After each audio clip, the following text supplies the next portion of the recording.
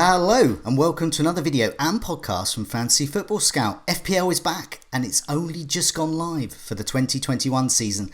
My name is Joe and joining me to look at some of the key changes, in particular some of those player prices and positions, is David, and as well the answer to the question, where is Mark? David, I'll come to you in a sec, but Mark, how the devil are you? Welcome. I'm all right. I'm good. I'm actually, my little girl's in the background. I'm meant to be looking after her, but if social services come, I'll just say FPL's launched just now. They'll be fine, won't they? Just blame FPL. That's it. I mean, it's going to take over our lives a little bit from now. So we'll find out a little bit more about.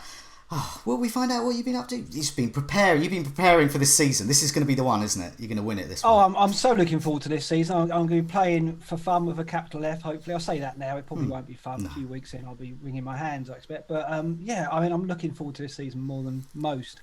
I had a pretty bad one last season by my standards, so I'm looking for a bounce. But to be honest, it's going to be I've got a new approach, new kind of ideas I'm going to be using. So we'll see how it goes, but I'm just pleased to have it back with us, and the tinkering started, and that's where the fun is, isn't it? Oh, it's going to be exciting. Yes, I think I'm going to have to readjust what I do. Not a great season last season for me, so yeah, new ideas needed, definitely. David, welcome. How are you? The game has launched. Exciting, isn't it?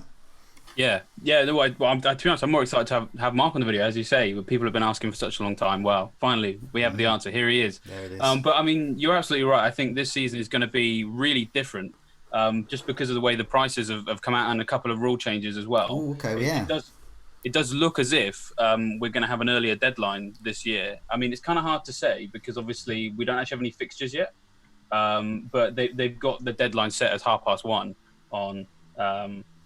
on Saturday, so you'd assume that that's kind of like a default thing. That means that would be an hour and a half, I think, correct me if I'm wrong, ahead of a 3:00 kickoff, right? So yeah, I mean, that's going to change a lot of things because it means that we perhaps maybe won't be able to benefit from early team news quite so much, both the ones that we probably shouldn't see, or the ones where a journalist is just kind of out of good nature has just noticed something half an hour before the team news comes out, something like that. All of that sort of stuff seems to be just swept out of the way. That's going to change things massively, I think. But also, as I said, with the prices too, when you look at the fact that we've got a load of players moved to midfield in Aubameyang and Rashford, De Bruyne and Sterling are the same price. We've got Mane and Salah at 12 million. The most expensive forward is 10.5. I think 3-4-3 could be dead. It could be the season of the 3-5-2 right from the start. I mean, that's just my personal take on it. I was doing that a couple of seasons back. It's what I'm talking about. Yeah, this is old news. Having said that, it's about time everyone else realised, I think. Having said that, I don't know. I still think 3-4-3 could have its merits, but yeah, we'll come to that a bit later. I find the interesting thing about the deadline changes, because as the deadline approaches, you get these team leaks, and they become, obviously, like most things in life, they become more accurate the closer you get to the actual deadline. But by moving the deadline forward, that obviously means these rumours you're getting that are across social media are more likely to be inaccurate, and so better to be avoided, which is quite a nice way of doing it, really. Just avoid them and hope for the best. A bit like the old days, really, of FPL before. I hate those early team things. I mean, it's like it's a guilty pleasure, isn't it? Because you've got to use it to compete, because you'd be stupid not to. But when you do find that information out that other people, not everybody has got, it feels so unfair. Yeah. And it's like you almost don't want it to be there. And so I'm pretty pleased by this decision. I think that's a good move. I mean, there's still going to be kind of rumours flying around, and like you say, Joe, it's up to us to filter that, isn't it? But I don't like the idea of getting team. It's part of the game, isn't it? You've got to pick your team, and there's a certain amount of uncertainty. Yeah. And Pep will be loving that. Pep will be going, I can give these FPL managers even more of a nightmare now. He loves all that, doesn't he? And it's a level, it's a global game. It levels the playing field. There's, these people, the deadline's going to be like in parts of the world, it's going to be like 2 or 3 in the morning. You're not saying get up, get this team news leak in so you can alter your team, but it's basically saying, well, this team news might be inaccurate, probably. So you know what it's like as well when you've got you get a tweet or something, you see it as, oh god, I didn't want to see that, really. You know what I mean? It's a horrible feeling that you know that it gives people an advantage, and it can be really annoying towards the. We'll get on to player prices in a minute. The main reason we're here, but I was just going to say, at the end of last season, I like many people took advantage of the fact that some of the Liverpool players weren't playing, and it pretty much didn't alter that much. And I may as well not have bothered. And in fact, I kept Mahrez even though he was benched. But he came on and scored. So sometimes it can be detrimental. So it's quite nice to be in the lap of the gods for these things rather than... You're absolutely right. On the final day, I all that stuff was going on about Trent not playing and being benched. And I took a 4-point hit for Digne and I had Van Dijk on my bench. Yeah. And I could have just played Van Dijk and Van Dijk scored and Digne got me 1 point. I spent 4 points to get Robertson in.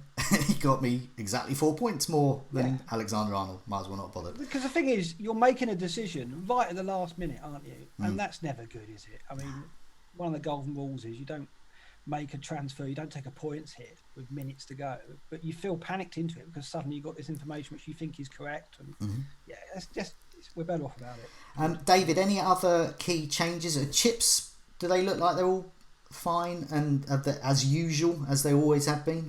I can't see anything that's different just yet, but of course we are still. I'm still in my pajamas. I do apologise. Exactly.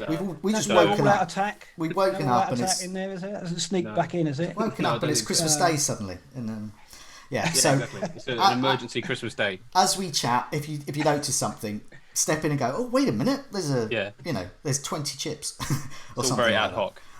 Let's move on to player pricing, and of course some of those include some reclassification. A few of the prices have raised a few eyebrows. I tell you what strikes me about it. I don't know whether you two agree. So I'm going to put a picture up here. This is Aubameyang, midfielder, 12 million. There's a lot that says a lot. There's a lot of story. He's always in the engine room as Aubameyang, isn't he?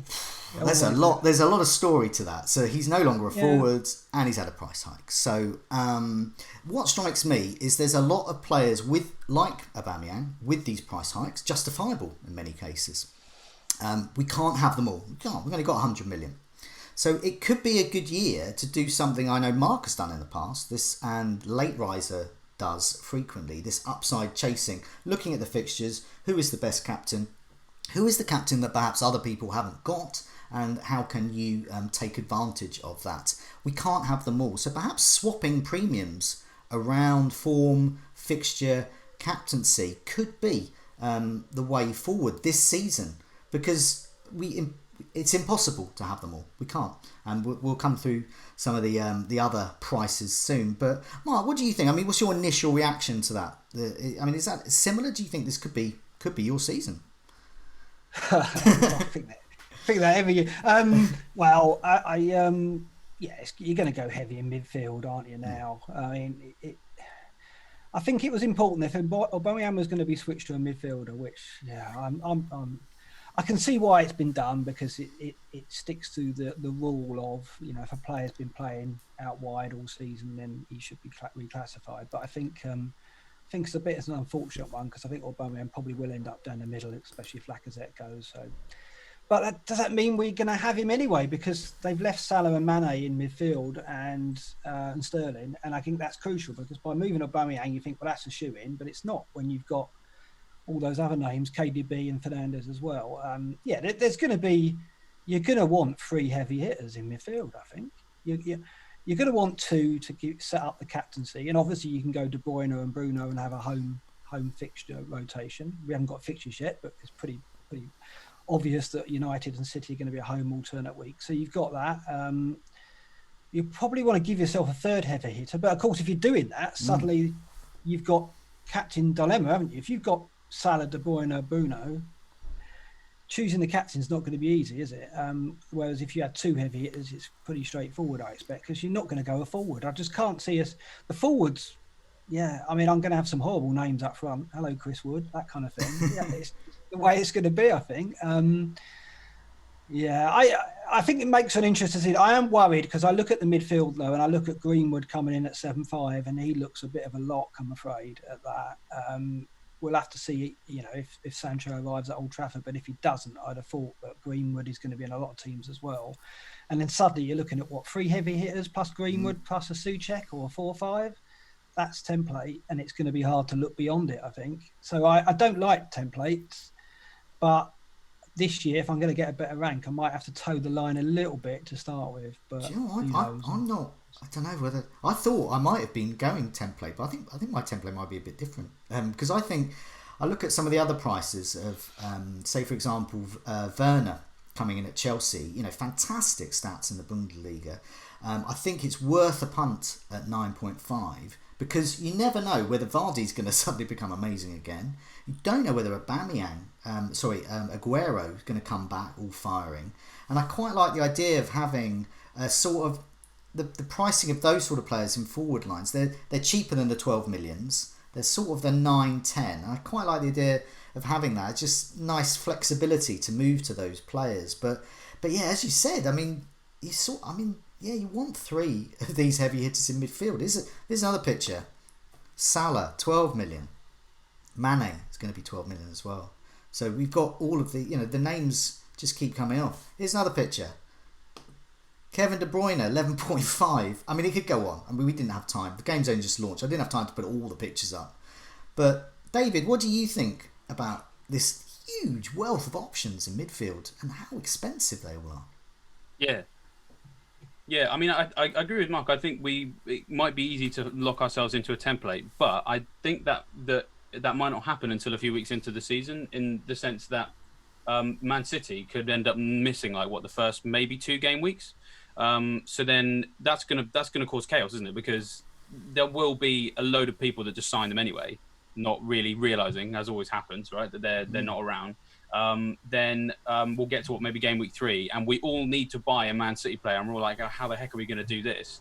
So then whatever people go with for the first 2 game weeks, possibly going to get completely smashed to pieces by people. Probably might even wildcard when they realise that Man City's first home game is at home against Fulham or something, and it's they got no one, and they want De Bruyne and they want Sterling or what have you. So I think that could be really helpful in creating some chaos at the start of the season, because you always like a bit of chaos at the start. Nobody really knows what their team wants to be, etc.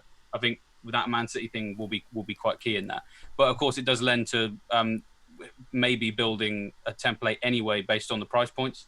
So, for example, at the moment, I've got Salah and Aubameyang, and I think to myself, well, one of them can become Sterling or De Bruyne. So maybe the switch is easy to make, but it's still going to be hard, because if Salah and Aubameyang start the season really nicely, then you're having to ask yourself a difficult question. So I think most managers, when you're trying to make up ground on other people, a lot of people say, like Simon March, for example, says that consistency is a differential, whilst other people are chopping and changing. So if we're going to have a season where people are kind of basically forced to chop and change because of all of these really expensive midfielders, I think in a way it could make life a little bit easier for people who are a bit more patient with the players that they've got. But I don't know, we'll see. That depends on these expensive midfield players living up to their value. And if they have a couple of nasty games, and then the one you don't have had some really nice games, you start to sort of get itchy about it. So I mean, I appreciate it's a massive change, but I really like that there's so many options, because I just want to see as much chaos as possible. I'm sorry, that's sounds a bit like the Joker, but I totally agree with you. I hope City beat Lyon and it happens. Obviously, wild cards are a factor as well. I mean, people could go, well, I'll just pick a team for the first couple of game weeks and wild card when City are back in the equation. I want to see if Late Riser is going to put his money where his mouth is, because if he does, it could be spectacular, this, with all the heavy hitters there. I mean, I fancy a bit of that. I like that tactic of going, right, okay, you can even look at Sterling for the away games, De Bruyne for the home games, because you look at the way the stats fall. So, you've got to be brave to do it. You're going to lose some money. You're going to need 0.5 in the bank to start with, I think, to allow yourself to absorb the price rises. But if he does it, if he sticks to his word and does it, a bit of mind games going on here already, then I mean, it'd be fun, and I might be hanging on to his coattails and doing a bit of that myself. Yeah, I mean, just looking at the formations that people think, because I like my price points in this game as well. I like to try and be flexible, because I start with the attitude that everyone I've got is wrong, and as you know, Mark, sometimes I pick someone like Jason Punchin when they're just wrong. You've got to get him in, haven't you? If he's going to come back, where's he playing? The Cypriot League, I believe. Who is this year's Punchin, though? Yeah. That's what I want to know. I want to know where my magic beans are. But sometimes I just start with the proviso, whichever heavy hitter I get in, it'll probably be wrong, but I want another one. And I want to allow myself the ability to do that in 1 or 2 moves. I do like, we've got a picture of Mo Salah up on the screen, and Mo Salah at 12 million and Mane at the same price. I mean, that's a real problem. But I find that having Salah or Mane, whichever you have, as long as they're not injured, they don't get injured in the game like Mane did this last season. It doesn't matter. I know I got caught out as well. Don't bring that up, Joe. But whichever one you have, it doesn't matter. Any time I've had Mane, not Salah, Salah, not Mane, I've always been happy. As long as they are not injured, because they are both fantastic assets. I think is I don't like watching Liverpool when I've only got one of them. But obviously, I'm not going to have both in this. I can't see me having both this season with the choice we've got. But when you're watching Liverpool with only one of them, and it's a weird kind of situation, isn't it? You kind of like, especially if you have Salah and Trent's crossing from the right with Mane coming in from the left, it's a horrible situation because every time Trent gets it, you think, put it near post, Trent, go on, put it near post, not far. It was a similar situation. It's not great. I had the same thing with Manchester United. So I was an early adopter with Fernandes. Whoopsie-doo. And I was an early adopter with Greenwood. Whoop-de-doo. And then Martial who I didn't have, would then score loads. Or Rashford would score loads. It didn't matter who you had. And it was never enough. So you could get 3 and then it was the 4th one that you really want who would actually score. So people would do that. They wouldn't have Greenwood. Hey presto, Greenwood scores a brace. Okay, so who are you going for now? Is it straight to Salah? Let's just put yeah. At the moment for me, it's about price points, and it's about, I don't know the fixtures. I don't know when Manchester United will play. I don't know when Man City will play. I don't know what those fixtures are. I'm looking at captaincy. So for me, I want 2 heavy hitters in midfield, definite, that I could captain possibly. And at the moment, for me, I'll put a team up that I hastily constructed shortly. Oh, is it the auto pick with Ozil in it? No, I had Ozil in mine. I did actually. No, this is the one I did in 5. No, let's put it out then. So ignore the players, but look at the prices. So ignore the play. Oh, okay. So what I've kind of hard to ignore the play. What I picked here, and we'll kind of preempted some of our chat about budget players shortly. But I've gone for a midfield with Aubameyang and Salah. So I've gone for the 12 million guys because I'm probably going to want a City midfielder. So whichever one of those two is not performing as well as I think Kevin De Bruyne could or Sterling could, I'll move. Similar with Pulisic there. He is 2 million or so cheaper than someone like Fernandes, who I'd want in, or perhaps I'd want Greenwood or Martial. I'd want that option of a sort of an 11 million. Now I know Pulisic is going to be injured. He's just there for the price. I've got a 4.5 in midfield there, and it's a 3-4-3 really. I think there is choice up front. I think Werner could be a Salah. It's a risk though, isn't he? It's a newcomer to the Premier League. Like Michu or Salah, it's a risk I'm willing to take. I've got tentatively I put Richarlison in there and Adams. I'm not sure about these, but just think of the prices. Basically 2 mid-price forwards, and I think there could be some options there. And just before we came on air, David said to me, "Oh, Antonio's a forward and 6.5." Well, 6.5, great price. Now, Mark, I fancy Antonio. I remember you telling us on the Scoutcast about Antonio because he played for Forest, and you said he's really fast. Get him in. When he's fit, when he's injury free, and when he feels like he's fit, as in like he can take a knock, he's pretty unstoppable. Yeah. And but it's a big if, isn't it, about his fitness? But he's possibly position as well. Like if Haller comes back in, I mean, I don't know. I mean, Antonio was playing well, but naturally he's a winger, I suppose. So maybe Moyes doesn't play him up front. So we probably have to watch out for that, I guess. Yeah, and Haller could even get pens if Noble doesn't start anymore as well, because he's a top penalty taker, and so then suddenly Haller at 6'5" might be an option. I can't believe I'm saying that. Surely not. Well, Antonio, I've got a soft spot for him, and I think he'll always cause havoc and get 6'5" is a decent price. I mean, even if he's not playing down the middle, I think he'll get double figures for goals. But it's all about staying fit, and that is a massive. That's not certain by any means, is it? Because I think he's always struggled with that. Just before we mention some more bargains, because I know just before we came on air, David was telling me a few as well. I've just put a picture up of someone who I don't think is a bargain. I don't know what either of you two think. Nick Here Pope, we go. 5.5. Oh, Now, for me, no. Because he's been getting a lot of flack on Twitter, Pope 5.5. I think that's a fair price. I agree. I think it's what he should be priced. He can't be a 6 million. He can't be a 5 million. He has to be 5.5. But for me, that counts him out for me. But well, I just think, like, if you think about, some people are annoyed because he's 5.5, because normally you don't want a 5.5 goalkeeper, because normally they're like a Spurs goalkeeper, Man United goalkeeper, the kind of goalkeeper that will maybe keep 15 clean sheets but make hardly any saves. But this is a guy that will get that many clean sheets, possibly, and make the saves and get the bonus. So you said, like, he is worth 5.5, but I still think that he's going to annoy a lot of people, because I think he'll carry on delivering. And him being 5.5 means the pool of people annoyed by him still delivering is just going to get bigger and bigger and bigger. And anyone just sat there with him for the whole season could get another 170 points, and they don't have to touch their goalkeeper all season. So he's in my team at the moment. Yeah, I mean, what he got is like, if you go Pope and a 4 million keeper, you got a 9.5 setup. You can go a 9 and rotate 2 4.5s, but then you've got the rotation, and that's never easy, is it? Right. So if you get for 0.5 more, it's a set and forget. But obviously it depends. Burnley's, are they going to be as resolute as last season? Is he going to turn in with the bonus? I mean, Burnley keepers traditionally do well, don't they? I mean, I could go and goal for Burnley and probably get decent amount of points. I mean, it's the way it is. It seems to be the rule. The way they set out, they encourage long shots. That gets him save points. And they're tight at the back, aren't they? I mean, they have moments where they look, like they're going to concede goals, but over the season, it seems to level out. They get, 14, 15 clean sheets, and that's what happened. So I don't know. I think it's a real tough decision in goal. I probably will go with 2 4-5s, because I fancy myself being able to work out a rotation, but I always cop that up, so we'll see. I always think of rotation. I think people think of rotation in terms of the fixture, saying, oh, they've got a tough fixture, they've got an easy fixture, do it like that.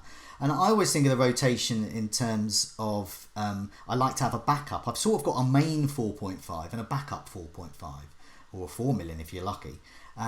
And I think, that one I'll play mostly. But if it doesn't kind of work out, I can move quickly there. And I don't have to use a transfer. Because I think this season I want to use my transfers to move out my heavy hitters and get the best captain, hopefully. But I think there is going to be choice with 4.5. And just while we're on air, I believe there was some news coming in around Ramsdale possibly going to Sheffield United. Bournemouth have accepted a bid, reluctantly. So we could be looking at a 4.5 option there for Sheffield United. Obviously Henderson did the business for them there, but they have a good defence, and I like the look of that. Matt Ryan as well at Brighton did really well last season, and I think he's a really good option. McCarthy at Southampton, someone I've always liked, really good for points, good for bonus, good for good for saves as well. Southampton defence looked incredible towards in lockdown period at times. I think was it the City game where we commented on the Scoutcast. It could easily have been some kind of Italy World Cup squad. It was just amazing defence, which Jack Stevens was wow. So there are options there, and I like the game within a game. When I first started doing this, like a million years ago, well, not as long as you, Mark, but about 12 years ago I did it. A young lad, David James at Portsmouth, and then the Fulham keeper as well, Schwarzer. It just goes on, and they do. Fabianski, another one. I love getting those bargain goalkeepers that at a time no one has, and they end up like going, how have they got 9 points, 10 points this week? I love it. That's the game within a game I like, but I can understand it. Getting Nick Pope 5.5. On paper, it's nice and easy, I guess. Yeah, you don't want to think about the keeper position, really, and that's why rotation sometimes doesn't appeal to me. You don't want that dilemma as well as the captaincy, do you? And, we're going to have probably cheap defenders to rotate as well, so it's maybe giving yourself a bit much to worry about. Martinez at Arsenal as well, he's at 4 or 5. Is he going to keep... I mean, if he nails down that start, he had a great end of the season, and believe it or not, we're then looking at the Arsenal defence to get us some points, which sounds ridiculous, but they did all right towards the end, and Arteta has definitely. So I had Leno towards the end of last season for that reason. The Arsenal defence was starting to look good. What's interesting about some teams as well, so for example last season Chelsea were pretty underpriced. Let's just say, I mean, the likes of Mount, Pulisic, Abraham, they were very underpriced options for what they delivered. Because Chelsea hadn't had such a great season time before. And I think Arsenal will be a bit like that. Now, I know Aubameyang's coming at 12 million, but I think there could be a value across the Arsenal squad, particularly in defence with Arteta. I think they're a team on the up if he can sort of cement his ethos into that side, and so Arsenal could be a team to target for looking for value, as well as captaincy shouts like Aubameyang. But yeah, all these questions will be answered as the season progresses. So Nick Pope's there. David, what do you think about some more bargains as well? I understand you had a particular interest in the Leeds defence. Yeah, well, I mean, perhaps not maybe the Leeds defence as a whole, but more just one guy in there. It's just Stuart Dallas, who played left back for them most of last season. So that's why he's listed as a defender. And with them being newly promoted and a team that doesn't really ever set up for a 0-0, he's 4.5. And it's a big if, but there's a possibility perhaps that if they sign a more recognised left back, then that frees him up to play further forward in midfield. And they've got some good options there anyway in Jack Harrison and Helder Costa. But, Stuart Dallas is an experienced guy. He's kind of, I guess, could be the new Richie or the new Chris Brunt, perhaps, someone who's obviously playing a kind of a wide position long enough in defence to get that defensive classification and then move further forward back into a more natural role. So if we could see Stuart Dallas as a 4.5 defender on the left-hand side of the Leeds attack, that could be very exciting. So it's a bit of a watch and see. But like I said, got my eye on it. I'm getting told by a lot of Palace fans that Nathan Ferguson could be the new Aaron Wan-Bissaka. In that they don't really see why he wouldn't start quite a lot of games at right back for them, because they never really replaced Wan-Bissaka, and he's 4 million. So if we're looking for the next, not John Lundstrom, because that will never ever happen again. It's a completely unrepeatable achievement what he did. But if we're looking for new Wan-Bissaka, that could be him. And it's one of those seasons. We look at how many premium players we're going to have in midfield. We're going to really need those 4 million defenders. So he looks to be the front runner. It's early days. We'll keep an eye on the pre-season friendlies as we always do and track minutes. But he could be a good one. Another one to exploit that I quite like the look of is Vinagre at Wolves. We all really like the Wolves defence for obvious reasons. They've always been tight in the Premier League, but it wasn't really until maybe game week 25 when Bolly came back from that injury that they started delivering on the low numbers of shots they concede and the low number of big chances they concede. They were finally converting that into clean sheets. And with Johnny being injured for quite a long time, Vinagre is 4.5 and should start every week. And they'll probably play 3-4-3 quite a lot, or even if they play 3-5-2. He's going to be, we hope, in an as advanced position as Doherty is on the other side. Whenever I've watched Vinagre, he does look like an exciting player. So, to go from, because a lot of us had Saiss towards the end of last season at 4.5, to go from having their centre-back at 4.5 to having their attacking left wing-back at 4.5, it's like an upgrade on the same defence. So there's some really nice looking options there. And just before I throw it back to you guys, he's not really that budget, but I think we should definitely be keeping an eye on Marcus Rashford at 9.5, just because he's a whole million cheaper than Fernandes. And yes, Fernandes is on the penalties, but plays further forward. He's in the box a lot more, so he shoots in the box a lot more. He creates fewer chances than Fernandes, but the chances he creates more big chances than Fernandes. So arguably his assist potential is slightly better, depending on how you look at it. That's a whole million cheaper and could sometimes be on penalties. So, I mean, like I said, he's not budget, but he does save you $1 million on Fernandes, so definitely worth thinking about, in my opinion. Yeah, it's funny, isn't it? Because I look at Bruno, he's penciled in for me, but he's probably the most vulnerable of my heavy hitters because of the Rashford option. Yeah.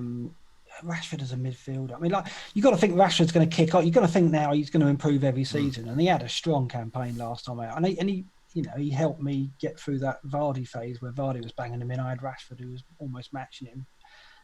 So I got a soft spot for him as well. Not that should bias me, but it probably will, because I'm a bit of a sucker for that kind of thing. So yeah, Bruno's hanging by a thread compared to maybe some of the other heavy hitters in my midfield. Yeah, no, I mean, looking at, it's like when you were talking about Wolves as well, and I was looking at some of the prices of Wolves players and think, what? Why does FPL hate Wolves? Why is Jimenez 8.5? That's insane. And that's really good value. He is so consistent. He's great. I wouldn't say he's a captaincy option, but I think that's a really good price for him. I think he's been underpriced slightly. Looking at their midfield as well, nice to see Jota there, 6.5 midfielder. Ah, yes, yeah. As a forward, but as a midfielder, so 6.5 out of position. And I like the look of that. Traore with his baby oiled arms. 6.5 as well. Of course, you're looking at minutes there with him, but I think he's a really good option, and we know that he can link up well with Jimenez. Last season, they were the Wilson-Fraser, the Suarez-Sturridge. They were that partnership. If you get both, you're getting the goal scorer and you're getting the assister as well. That's a great combination because not a lot of people go for those types of combinations across the game. So, one to look out for as well. Yeah, and you mentioned Vinegra as well at 4.5. Really good. Doherty at 6 is annoying, but very justified because he is great. Same as last season, really. Yeah, I didn't have him last season. I always wish I had. Bolly has been priced at 5.5 realistically. He's going to get you the odd goal, very odd goal. But he is a very good centre-back indeed, 5.5. But yeah, I look at that Wolves team and I think there's some bargains there. I'll be interested to see what their early fixtures are. And we were talking about Nick Pope being 5.5, Patricio at 5.5. I think I prefer Patricio at 5.5 and just set and forget. Just go Wolves defence done. There it is. Don't have to worry. He won't make as many saves though, will he? But he'll get more. He'll get more clean sheets. It's Wolves against Burnley. I mean, Burnley. Wow. But I'm old school. I suppose there's no Europa League for Wolves. I'm an old Brighton fan. I used to see them rack up at the Withy. They're like cream. I think the problem is Vinegra. Vinegra's going to be in a lot of teams, right? Yeah. That's just straight away. So you're talking about doubling on the Wolves defence, which isn't a bad idea. But if you're going to double, you'll go Doherty, I think, wouldn't you? One thing that frustrates me about Wolves is the wide roles because they've got Neto, Podence, Traore, Jota. Although we're going to get rotation. I think I know that he is kind of kind to us with rotation sometimes, but I see it's going to increase a bit at Molineux in those roles. So you can't. Traore is probably the most nailed on, but all the others have a little something. You think if only they were nailed on, I'd have them in my team because they're good price and they've all got talent, but you just wouldn't know where to go. I so want Jota to break through. I think he's a great player. I like him a lot. Just too patchy, isn't he? Yeah, and you can't take a risk on him because you've got Podence and Neto there. So Traore is probably the midfielder at 6.5 if you want to go a Wolves mid, but I don't see it happening really. I think the heavy hitters and a couple of budget is the way it's going to go. And Greenwood, like I said, it's hard to look beyond him, I think. I would have liked to have seen Luca Dean come in at 5.5. I would get him in then, but he's not. He's 6 million. 120 points last season, which is good, but it's not quite 6 million. But we know he's capable of being that sort of 6 million defender because he has that explosive potential there. But yeah, looking at Everton, they were a team that underperformed for a lot of that season. But looking at the pricing, Richarlison at 8, Calvert-Lewin at 7. Nothing really appeals to me. Sigurdsson at 7. I don't know if they're going to get the game time. I don't know. And there's a lot of ageing players in that squad. But Everton traditionally can be quite good, quite a useful sort of mid-range. And I mean that in terms of points potential. So quite nice if they could prove value there. But yeah, I was disappointed by that. I like Luca Dean, but Anthony Gordon's the one there, isn't he? Because he's 4.5 and he broke through at the end last season and he's highly rated.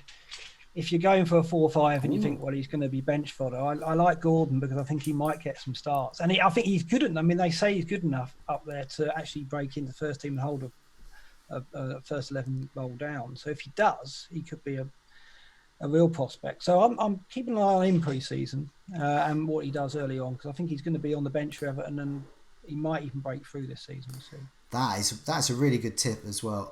Looking at other teams as well. Just looking through the prices. Fulham could be bargains, but we know they were whipping boys last time they were in. Target. Looking forward to that defence being back. Target whoever's against that defence as well. Brian, annoyingly, is 5 million there. He was their playoff hero. I looked at the stats actually for last time Fulham in the top flight. Brian was actually quite good a couple of years ago. He had the underlying stats amongst Fulham defenders. I was hoping for 4.5, but obviously FPL have looked at the playoff final and they priced him at 5 million. I think he's overpriced there. I think 4.5. Mitrovic, what do you reckon? Nah. No? David Mitrovic? I like takers. I don't know. He shoots a lot, doesn't he? Which is something I like, but and actually that worked out for him in the first maybe 12 game weeks the last time, shooting a lot, getting them on target, and their goals are going in. But then they just kind of tailed off. I think the problem last time was he just got fed up, didn't he? Because it would be like he'd go forward, he'd have a shot, he'd miss, which is fine. Strikers miss shots, right? It's like, fine, I'll score the next one. 5 minutes later, his team's conceded another goal, and he's just like, oh, come on. And I don't know. I mean, I think they will be a little bit better. Like Michael Hector's, obviously an improvement on what they had at centre-back before. So maybe they'll be a bit more stable, which allows him a bit more kind of freedom to kind of go and get the goals. But I don't know. Is he the new Pukki? Who was the new Mitrovic? I don't know. We'll have to see. I mean Mitrovic talisman, isn't he? That's the thing. That's a good point. Yeah. Everything is through him, but and his penalties. But the thing is, Fulham playing a very strange way in the Championship. They're a heavy possession game. They were like 80% possession in some matches. So how's he going to adapt that to the Premier League? He can't come up and expect Fulham to be getting 50, 60% possession, I don't think. But so I'm really interested to see how they set out and play, because they kind of, Fulham sucked the joy out of games in the Championship. They kind of just strangled you to death, and you ended up just conceding because you got bored, basically. Because they just kept the ball, and it was a lot of tippy-tappy football. We aren't going to be able to see that in the Premier League, I don't think. So I'm still tempted by Mitrovic just because he's so important to them. And I think, well, if they're going to stay up, he's got to get 10 goals. And it's 6 million is such a teasing price. If it was 6.5, it'd be like, no. Yeah, I think, was he 6.5 the last time they came up? So then, yeah, I don't know. A bit of a I think it's a 0.5 saving, and he did all right. There was a time when everyone had him because he is capable of stringing together a couple of goals. With Premier League experience. When you compare that with maybe some of the Leeds players, I actually think Leeds will stay up. They might have a similar problem. Possession-based football, very good on the counter. So how are they going to cope with Premier League life? We're not really sure. But the goals are very spread around that team. Whereas, Hernandez obviously is I think it was 18 attacking involvements. Bamford, I think, had 18 as well. But Bamford misses quite a lot of his chances, like loads. I think he missed 34 big chances, which is just absolutely mad. So they're another team that are possession-based, but it's hard to really pick out one player I'd be particularly excited by. And they don't have as much Premier League experience as Mitrovic does. So even though I actually think Leeds will stay up, and I don't know if Fulham will, I can definitely see that Mitrovic looks like a more nailed-on option compared to some of the Leeds guys at the moment. We'll have to see. Yeah. What I like about Bamford is he's 5'5", and I think Leeds are going to have to recruit another striker. So I'm hoping they recruit someone pretty strong, and then the FPL go, well, we've got to make him 5'5" because Bamford is. And then we get a decent 5'5" option. I mean, Bamford's he's a nice player. He's technically very good. But like you say, it's those missed chances which the Leeds faithful got on his back a lot for that last season. And you've got to think he's not going to get those big chances in the Premier League. So, if his conversion's not great, he's not going to be starting, is he? They've got to get someone who can convert the chances, because then they're going to get fewer of them. But I prefer Leeds to Fulham, because I think Leeds have got a bit of cut and thrust about them. Yeah. Phillips is powerful in midfield. Harrison I like as well, but I don't think I'll be going there yet. Dallas might be the option in defence, like you say. Yeah, it's definitely a wait and see, because I think they're a team that can thrive on the counter, but that wasn't their MO in the Championship. It was, like you said, it was similar to Fulham in terms of possession base. They won't get that possession, so they might have to look to cater more towards that counter-attacking football. And how they do that, we just got to wait and see. They've got a lot of options in those wide areas, which could be key for those counter-attacking moves. And Bamford may still actually get some of those chances if they can exploit that space, but it's just whether or not he can score them, and not too sure he will. And the other thing is, we've spoken to some people who sort of cover Leeds, and they seem quite adamant that Bielsa's very, very loyal to his players as well. So, I mean, he's going to sign, you'd imagine he's going to sign some players, but a lot of the people who've been covering Leeds are kind of very much getting the vibe that most of that team that started in the Championship will start in the Premier League. So, yeah, it's hard to know, because you feel like that may be not the right thing. So I don't really know what Leeds are going to do this year. Definitely wait and see on them. Definitely. Also, with amongst the promoted sides, West Brom are coming up. I just put West Brom's team up on the screen. I thought, what's happening? I'm flashbacking, and all these names. They've got Gareth McCauley. They've got Craig Dawson. I know all of don't these. mention McCauley. You're asking for trouble. I know all of these names from failed FPL sides of mine in the past. Good to see Livermore there. Good to see. Oh no, it's not Gibbs. No. O'Shea. No. Hegazi. Hegazi's back. That's just. One thing about Charlie West Austin Brom, as well has been successful, but now I don't know. Aren't West Brom sniffing around Duffy of Brighton? Yeah. If they get him, with set pieces, he's a monster on set pieces. Triple captain alert. Brighton now have I saw a post from one of the fan sites. They now own 31% of the world's defenders. They are so much. It's like last season when the last couple of seasons, when you look at the Watford transfer page and you look at the players and you think, what? How many defenders? 30. Well, that's what Brighton are starting to look like now. There's going to be a lot of rotation. They got some good players. Ben White's a good player. Webster's a good player. Lamptey.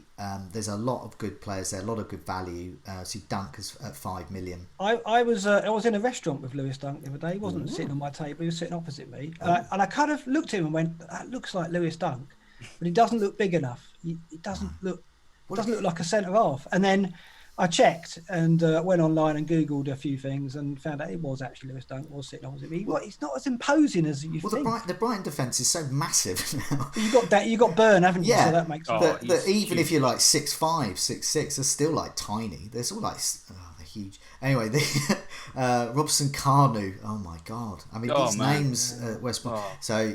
Don't get me started on him. He would, like, as a Reading fan, my goodness, he would love turning up for Wales, but put him in a Reading shirt and he just couldn't be bothered. It's not. I'm not. Charlie yet Austin's there. Look, I know Charlie Austin, but nostalgia pick. Go on. But, the teams I'm obviously looking at more than West Brom, the teams like Man City as well. Now, one of the themes over the last couple of years, especially with Pep in charge, has been rotation. It's how you manage rotation as an FPL manager. Do you just embrace it? Well, I'm going to get Mahrez in. He's going to do well, but he might have to do it off the bench in 30 minutes and he might not start.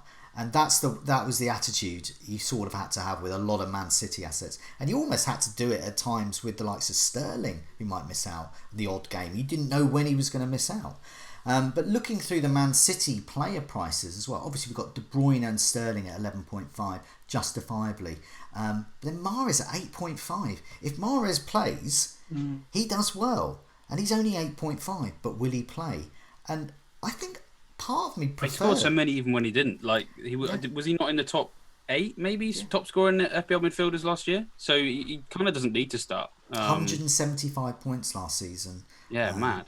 And I think he could be really good value. So if Man City are having a good fixture period, I'd be very tempted to get Mahrez in and just take it on the chin that he might not start, because I think I prefer an 8.5 Mahrez in 30 minutes to a lot of other options who are around that price range in 90 minutes, because that's how good Mahrez is. Here's an interesting one. So Aguero's 10.5. Jesus is 9.5. Obviously, FPL is looking, but it's going to be a bit of rotation there. Do any of them appeal if they're both fit? Or would you definitely get one in if you knew the other one is injured for a while? What do you think? Yes. Mark first. Yeah. If Aguero was injured, I'd go to Jesus straight away, I think. But the fact, if they're both fit, you're just not going to go there, are you? I don't think. I mean, every season I go, well, Jesus is going to get more minutes this season. And then Aguero raises his game and manages to keep him out of his team. Yeah. But Jesus is probably the best pressing forward around. And it suits Pep's game so ideally. You just think, surely it's only a matter of time for Jesus is his number one striker. But I haven't got faith to think it's going to happen this season yet. So it's a shame, because I'd love one of those two, so I don't have the headache of having to choose the midfielders. But yeah, until one of them is cropped, I don't think you're going to look at them. And I think a lot of people will think that way. Well, I mean, Aguero is injured right now and is touch and go to maybe make the Champions League final. So I mean, like, I don't know. It's worth keeping an eye on, because he's not getting any younger. His recovery time might take longer than we perhaps expect. And Pep is usually quite slow to put someone back in the team anyway. He usually doesn't drop them straight back in. He does give them a few weeks of, they're fit, they're not injured anymore, but they're not match fit, and then they don't play as much as you think. So I mean, there could be a little bit of an opportunity if that current injury rumbles on, which is just worth keeping an eye on. If that injury rumbles on for a few more weeks to the point that Jesus maybe gets the first 3 or 4, then maybe. I think Pep really likes Jesus, and actually when Aguero comes in and scores loads of goals, Pep goes, "Oh God, damn, I've got to play Aguero now because he's scoring goals." Honestly, I think he loves Jesus because of the way he plays and what he adds in terms of energy. Because he tried to turn Aguero into a different player, didn't he? And we saw Aguero manage to adapt to a pressing game. And then, Aguero got the goals as well. But I almost feel like Pep is just waiting to give Jesus that, you're my number one now. But Aguero's just sticking around and doing what he does best. So it's so difficult. It's a shame, like I say, because it would solve the midfield problem if we could have one of those. I'm going to put my team up again because as we've been talking, and some of the suggestions that both of you have given me different thoughts already, which is the way it should be in this game. But so currently I've got Ryan and McCarthy 4.5. So are we, David? You're thinking Pope and as a centre forget, and Mark, you're up for the 4.5. I am, but the trouble is there's Walker Peters for Southampton and Webster and for Brighton are good 4.5 defender options. So if you're going to go for those two keepers, it makes it harder. It limits your cheap options in defence a bit. So I'll look for a different solution, but for now it'll be 4.5s, I think. In defence, my initial thought is Alexander-Arnold, welcome aboard. It was quite amusing. Someone, I think it was Green Windmill on Twitter, posted. Yeah, you've heard of him now, Joe. Yeah, one of our old scout casts where you don't even know who he is. You had Alexander-Arnold in, and I was going, who is he? I don't even know who he is. I think that's grossly unfair to stick that on Twitter. It really was. Yeah. Well, apparently he became really good. What are your thoughts on Alexander-Arnold before we get to our other defenders? Oh, it's easy. So you don't have no other thoughts. He's in. You don't have to think about it, do you? We're picking 14 players and Alexander-Arnold. That's just the way it is. My current thought is, I think there's enough choice in the 4.5 category to go 4.5s. Around Alexander-Arnold, and that allows money to go into midfield as well. So what other? I mean, my defenders so far. I mean, I've just done it as price points, but I've got Lamptey. I think it's good value at Brighton, 4.5. Taylor at Burnley, 4.5. Hello. Vinagre at 4.5 at Wolves. Hello. Ayling, I've gone for at 4.5. He is the other Dallas at Leeds, so he could be a good option there. But of course, Dallas as well is an option. But yeah, for both of you, Mark, what other defenders were you thinking? Were you thinking of that? It sounds like you're thinking Alexander-Arnold and then just go cheap. Yeah, Vinagre, of course, you've got to have him. I think he's going to start for Wolves, which will probably be the third or fourth best defence. Walker Peters, I like. He's good attacking fullback, going to get run for Southampton. Yeah, and then, I Brighton, like you say, Lamptey, I quite like Webster as well. I think there's some good choice in there, and I think also we'll be able to set up a rotation for the start of the season and then rotate those 4.5s quite nicely. But then obviously you're tying up transfers. That's the only problem there. If you start going, right, in game week 4, I'm going to get Walker Peters in because Southampton have got a good line of fixtures. And then you get to game week 4 and you've got an injury or you've got fires to put out or a bandwagon to jump on, you're going to not be able to do that. So that's the danger of setting up like that. But it does look like Trent and 4.5s or 3 4.5s and a 4. You mentioned a 4 million defender earlier. I think Branthwaite as well at Everton. He could break in if they go for Johnson at West Ham as well. Yeah, played a few games in last season. Yeah, if we get a 4 million defender, then that is a big game changer. I think we can only hope and pray for that, but we'll have to see. But yeah, I think it's Trent and 4 cheaps. To be honest, I can't see it. I mean, if I went without Salah.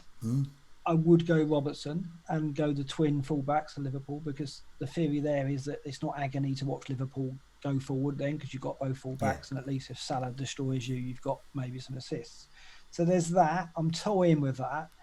It feels a bit suicidal to go without Salah though, doesn't it? That's the trouble. The damage he can do. And I since he with the arrived captaincy, in the Premier League, that's the thing. Yeah, and since he arrived in the Premier League, I've had him all the time. I've done a few game weeks last season and I regretted that. I did get rid. So, yeah, I think it's Trent and 4 cheaps at the moment. I think we'll see a lot of template sides like that, I'm afraid. What do you think, David, is that? I mean, I know you've gone for Pope, and so you got any more expensive options in defence, or are you thinking along the same lines? Yeah, I'm thinking along the same lines because it's really nice to be honest. Last season we looked at the 4.5s in defence and goalkeeper and we were like, oh, this just looks awful. And because most of the ones you felt were 4.5 were priced way too high, but this year plenty of options to be looking at. I mean, I guess one other thing, just because we've not mentioned it, I'm not saying I'm necessarily going to get him, but it's probably just worth noting that Fernandinho has been reclassified as a defender because he played centre back enough last year, He's 5.5, so it's I don't know. It's not like the best price in the world, but you've got to hope that this year, that now they've got Ake, they've got a bit more options at centre back for him to hopefully go back to midfield, and we know he's capable of a couple of goals from distance. So just worth noting that you could see a few double figure hauls on Fernandinho. So maybe there's a period where we toy with him for a bit. But outside of that, yeah, it's really, really tough to go beyond the 4.5s just because they all can offer so much. I reckon we can get double figure hauls quite easily out of Taylor and Vinagre, no problem. So yeah, just stick them with Trent Alexander-Arnold most weeks. I think you'll be fine. I guess the fixtures are key, aren't they? Yeah. And when we see true, that, yeah. I mean, if there's obvious rotation between the 4-5s, that's the way it's going to go. But if City have a run of 6 or 7 really strong fixtures, we might look at Laporte, I guess, because he's nailed on and he's on the end of Kevin's free kicks, and he might be a heavy hitter to consider. But Doherty would be if Vinagre wasn't around, but I think Vinagre's going to kill that. So yeah, it's difficult. I don't see it being anything other than Trent and the budgets. Moving on to midfield, so as I said earlier, I've gone for Aubameyang and Salah because I think you've got to have 2 really expensive midfielders. There's so much choice there as well, but I haven't gone for a third one. I've gone for a sort of a Pulisic, but that could be a sort of a Rashford. I'm looking at sort of 8-9 million-ish, that sort of price range there. Not a 10, not an 11.5 or anything like that. If I want to get a City player in, one of Aubameyang or Salah's got to go. I've got Romeo in there, but of course you pointed out that Gordon, Everton could be a far better 4.5 option. So he's just there as a price point. Souček at 5 million at West Ham, I think, is quite a bargain. Yeah. So I'm wondering if he could be the Czech Joe Allen and offer amazing startling value while being. I think you're going to get better than Joe Allen. Fabulously unfashionable. He was competing really well for shots in the box towards the end of the season. I can't tell the exact figures, but he was sort of like top 10 or something over Project Restart. He was just so persistent in that area, and he's massive. So, and I think he scored so many goals before he's come to the Premier League as well. So he's got an absolute knack for it. 5 million. He could be, the absolute bargain player of the season. The only minus against Souček is if you have Antonio, you've got double West Ham. That's never a good idea, is it? Yeah, that's a good point. Yeah, that is true. So I think it would be Antonio or Souček as well. But any other? What are your thoughts about midfield so far? 3 of these heavy hitters, 2. Well, we haven't mentioned Foden or Greenwood yet. No. I mean, Foden and Greenwood will rotate, won't they? Home matches. So therefore, if you really think they're going to be in and out of the team, you could get the home matches out of them. 7-5 and 6-5. What are we going to get from Foden? What type of player is Foden going to be? Is he going to be David Silva and be a frustrating 7 or 8 goals assist man? But at 6-5, that might be worth it anyway.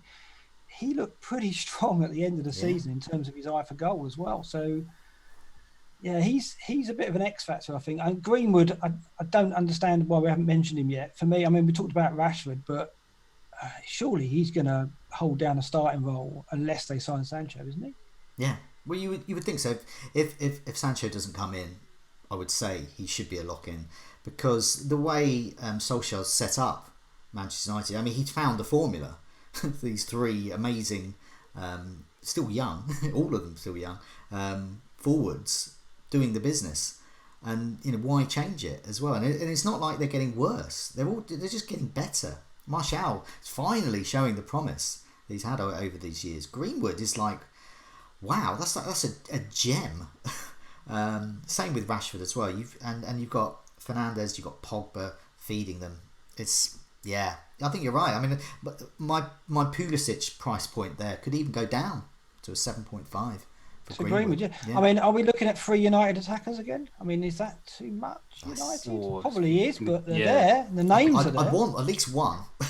Yeah. Well, I think you might even need at least 2, based on what we were saying before. Like, if you have just Fernandes and you don't captain him, and he does, madness again, you're stuffed. So you might need more than 1.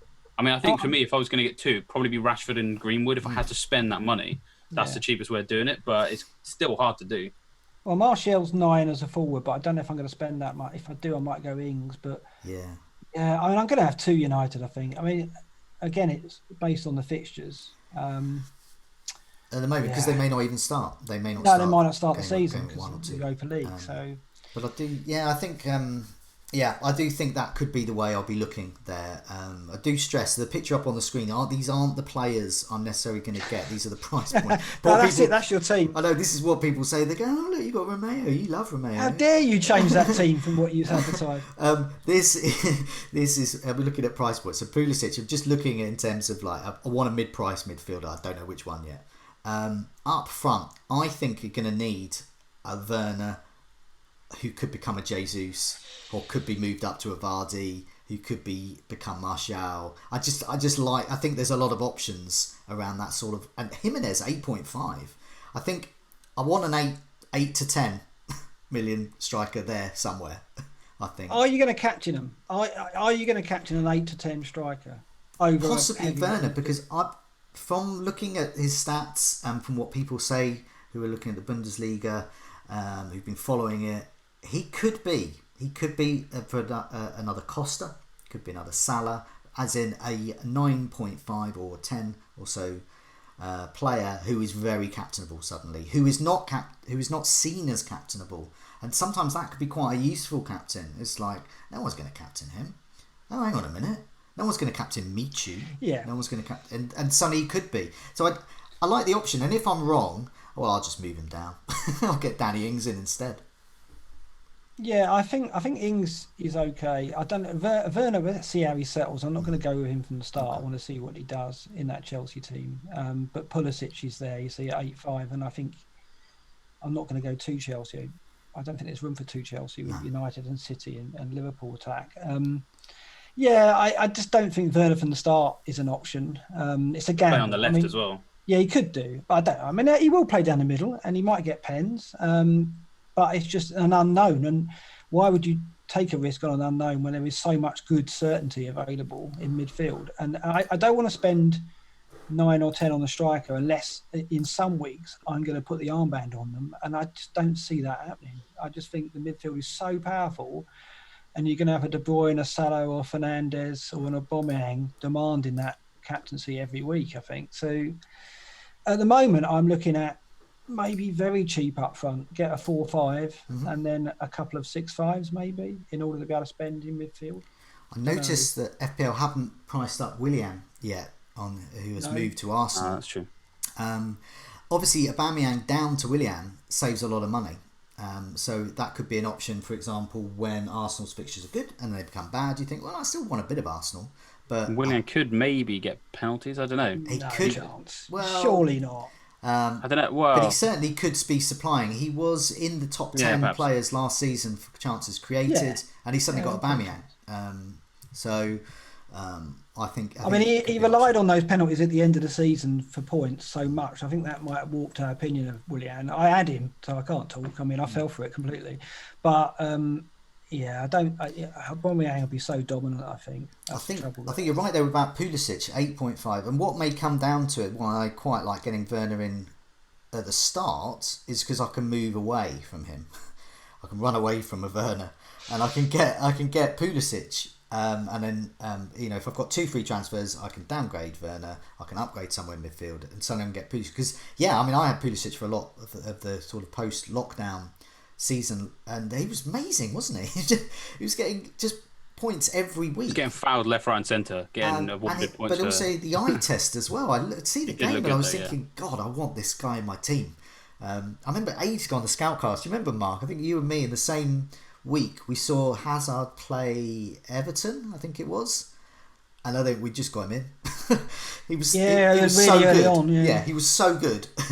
Well, in that Liverpool game, he looked bionic, didn't he? He came off the bench and it was like, oh my God, he's skidding Liverpool's defence, taking them apart. And that goal he scored when it looked like he'd lost the opportunity, he stuck it in the roof of the net. Yeah, I mean, I like him a lot, but the trouble is, he's got that injury to start the season, of course, and I guess he is a certain starter because I think Lampard might tease us a bit and go drop him every now and then and rest him, but I think he is a certain starter. Yeah, you would think so. Further across the forward line as well. So, Mar, obviously you want to go cheap bargains. Now, as I was quickly doing this team, I thought, I'll just put Richarlison in. But obviously, I think Antonio is a much better bet at 6.5. I've got tentatively Che Adams there at 6, but just because I think if I go 3-4-3, I think there is value with Chris Wood at Burnley. Che Adams was looking like the striker Southampton thought they'd signed. Outperforming Ings in the last 3, maybe 4 game weeks, and I'm pretty sure over Project Restart when he started, his like shots per 90, big chances per 90, and shots on target per 90 were all better than Ings. So obviously it's relying on him actually playing. But the way he finished the season, he could well do. You could potentially save 2.5 million on him, and if they're playing that 4-4-2, or it's like a 4-2-2-2, isn't it? Something like that. The partner of Ings is likely to get some return. So if you can just nip into what Ings is offering for 2.5, I think it could work out. I mean, I'm not going to completely nail my colours to the mast just yet, but it's certainly got my eye on him. You're dipping your toe into Ings with Adams. Exactly. Yeah. Mark, you thinking about saving some money up front? What was there anyone you mentioned Bamford at Leeds possibly? But you know. Yeah, no, I mean, I think Leeds will get somebody. Well, Chris Wood again. I mean, it's very dull, isn't it? But he is effective. He's dull but effective. Chris Wood, I think, is an option. Antonio, as we've said, I think he's there. Ayew at Palace, again, he ticks away at 6 million. That's not the worst. I mean, these are all enablers, really. They're not going to rock our world or anything like that. They're just going to be in our team, using up slots and getting the odd goal and enabling us to have powerful midfields. Yeah. And that's what they bring. Are we going to get anyone cheaper than that? Origi's not going to move, is he? McBurney, 6 million maybe. It could be an option if he looked like he'd nailed down the start. There's Ashley Barnes at 6 million, who for periods of the season can really show promise and be consistent. Iheanacho, when he gets starts, he gets goals, but I just don't see him getting regular starts. I think there's some promise there. I think there's enough promise there if you're playing 3-5-2 where you can find a couple of 6.5 strikers or 6 million strikers that will do a job for you. But you're never going to be looking at that forward line for your captaincy, but that's okay because you've got so much choice in midfield. So, yeah, I'm going to. I mean, I was an advocate of a cheap strike force a few seasons back, and even more so now. I think the game's kind of leaning towards that. So, well, especially if those that we perceive, over the years traditionally have been strikers, or they are now midfielders, and although perhaps they've always been midfielders. Salah, Mane, Aubameyang, all of these players in, say, for example, the Sky game, they're all forwards. But they're all midfielders in FPL, so take advantage of it. I don't think you're going to be frightened of any strikers because I don't think the top 10k are going to be captaining strikers. So the effective ownership of someone like Martial won't be that high because people will be captaining Bruno, not Martial. Maybe I'm wrong. Maybe Martial will be as consistent as he was at the end of the season. Could be an opportunity. He's the one. Martial at 9, he's the one I think that I would spend money on, but if I've got 2 United midfielders and with Greenwood and Bruno and Rashford, that's probably likely. Then I don't think Martial's going to get a look in. Yeah, I can't really see a world where Martial's doing really well and like Rashford and Greenwood aren't getting in on that. Yeah. I mean, I know that he was doing very well at the end of last season, but really that was coming from the fact that Martial was a midfielder and Rashford wasn't. He swapped that over, and basically, if you look at the way they played at the end of last season and you swap their classifications, Rashford outscored Martial. So that's probably what's going to happen this year. So. Yeah, it's going to be really hard, I think, to look at Martial.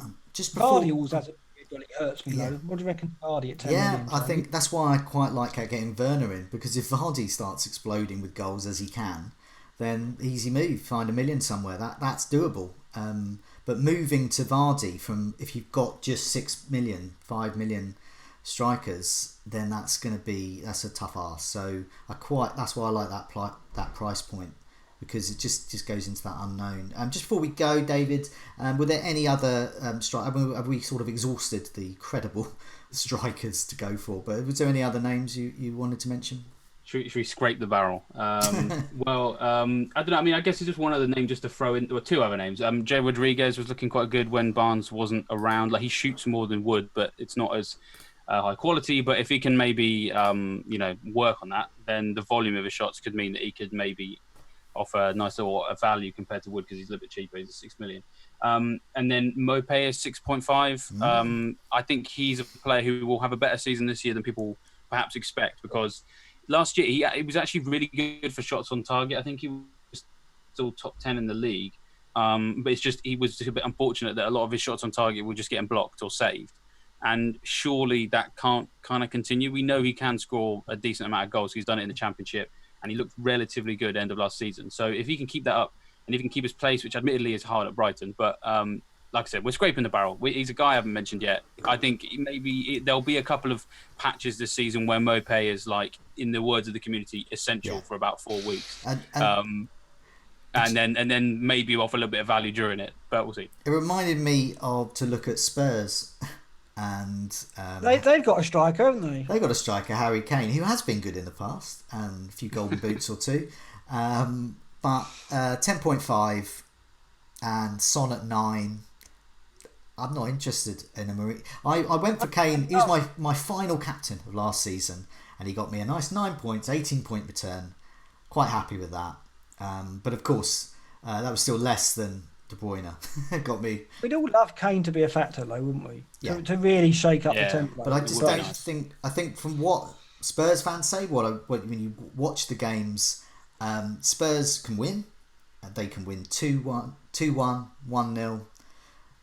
But they're not. They just don't have that explosivity that the City, the United, even Aubameyang has. And so for me, Spurs are a team to watch. But I've always got my eye out, because you can never underestimate Harry Kane. Yeah, but I also think maybe never underestimate Mourinho in his first full season at a club. If you get what I mean, it sounds a bit of a sort of like a weird thing to say, but like he definitely managed to improve that team through lockdown, which actually, to be fair, is quite impressive, bearing in mind the restrictions in place. So he's got the defence looking a little bit better. Like, I mean, we're not talking about defenders, but Eric Dyer's 5 million defender. So, that's an exciting one potentially for if we see how they get on. I think Kane was playing slightly more advanced in the Project Restart period than he was before. He was shooting more than he was before. Was it at the same level that we kind of came to expect of him during his sort of pomp and prime? No. But at least there was an upward trajectory. So maybe if they've got a bit of a pre-season to kind of get everything going, getting just Kane back in the mindset of you are not a defensive midfield player, then maybe. But yeah, it's hard to say right now, but definitely what. I think Kane's like Rooney, though, that when he's on it, you can tell. It's clear in the way he plays. Like suddenly he's on the shoulder of defenders, and he wants the ball. He's back to goal more. So when it's time to consider Kane, because he telegraphs it with the way he plays. Whereas when he's going deep and trying to dictate play, that's when you just want to get off him. So frustrating. I think hopefully we've had a good rinse through the player prices there. We've sort of been looking at them as we've been going in this stream. I want to thank everyone who's been has been following us on the live stream as well. Thanks so much for that. It's been really good to read all your comments. Sorry we couldn't read a lot out as well. So I just want to mention a few here as well. So Mark Watts appears to be interested. Dyer at 5 million. Jaden says Phillips from Leeds. I don't know what he's talking about there. Lundstrom is a bad idea this season, says Saw 516. So that lots is true. And Owen Wheeler thinks, questioning here, saying, is Martinez going to replace Kepa? So that's an interesting. So that was a nice reminder there to keep an eye on the transfer rumours. Obviously, just rumours at this stage, but rumours can sometimes become tangible moves, and at the same time present us with opportunities, and that certainly would be one. Having a very sort of a Pope to Chelsea as well, isn't it? Having a cheap, good goalkeeper at Chelsea, that would be something to go for there. But in the meantime, David, Mark, thanks so much for joining me, and good luck with the season. Yeah, I just wanted to say before we go that obviously we've been we haven't thrown too many stats at you just yet, because there's not so much analysis we can do until we get the fixtures. But until we do, there's still loads of stuff in the members area to check out. We did an article yesterday, KDB versus Sterling. I know where Mark probably stands on this after. No, I'm like this all the time. Well, maybe the article might even help Mark. It's comparison of the two players using some data from the members area with some heat maps, shot maps, stuff like that. We're gonna have loads of stuff like that between now and the start of the season. I think we're probably gonna have something on Alexander-Arnold and Robertson a little bit later today. We'll be looking at Aubameyang as well. I mean, all of the big issues that we've looked at now, we're gonna put loads of data into that with some articles in the next couple of days. So if you haven't already signed up for membership for the new season, then do it now. To do it with the price that is available. So make sure you head to our website and sign up there. Yeah, great also reminder. Important. Yeah. Also important. What ID did you get? Joe, what did you get? What number? 1013. Yeah. And yeah, but that's it. You've got to be so quick. And it launched. I was in the middle of talking to someone, and then suddenly it's like, oh, hang on a minute, it's launched. And then did it as quick as it could. And there's still 1,030 people or so. See, Andy got 40, didn't he? Did he get 40? Which is mad because he's on like a romantic weekend for 2 weeks. I know. Like, I was going to tweet, how do you do it? How do you manage to be a great partner, and beat me on the ID? I don't know. I got 86, which is four higher. You swine. Sorry, but it's still 4 higher than I was 82 last year, so I'm a bit gutted by that. Really gutted. I got 194. I was completely chuffed with that. Yeah, and, I think getting the 3-digit one is good, just from a purely practical level of just remembering what your ID is when you need it for certain things, or keying it in. But yeah, when it's more than that, so I'm okay. I call them historical. As long as they're below 2020, I can kind of try and associate with some kind of historical fact. But it's up to me to have a look at some kind of pre-1066 British historical fact there to remind me. But that's the kind of thing. That's the kind of attitude that us odd FPL managers have. See, I never used to care about ID, but now I'm like playing a game for fun, and I'm really looking for. I was really determined to get a low one, and I was pleased with 194, and then Andy, you rained on my parade, and you've done it as well now, David. Oh, I'm sorry. quick. Yeah, I've had a sub 100 one before, but yeah, it's tough. So many people really interested in getting those. There's a few people playing it now. Yeah. I mean, basically, I'll be happy with like sub 7 million one day. But in the meantime, Mark, thanks for returning and illuminating us about your plans for the coming season. And David, as ever, thank you so much for joining us. And thanks everyone for listening and watching. Goodbye.